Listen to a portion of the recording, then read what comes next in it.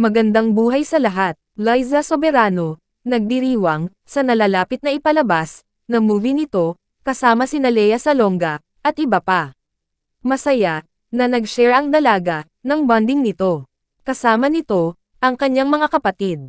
Ang saya-saya na makita, at mapanood, si Liza Soberano, na nag-i-enjoy, sa Hollywood.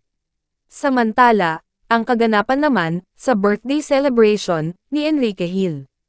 Kasama nito, ang kanyang diehard, na mga tagahanga. Ating panoorin guys, ang iba't ibang kaganapan, kina Liza Soberano, and Enrique Hill. Sinubaybayan natin, ang dalawang ito. Mahirap man tanggapin, na nagkanya-kanya sila, sa ngayon. Pero umaasa pa din, ang ibang mga fans, na pagtatagpuin muli, ng tadhana, ang Lizken. Walang kasiguraduhan ito, pero umaasa, ang mga fans.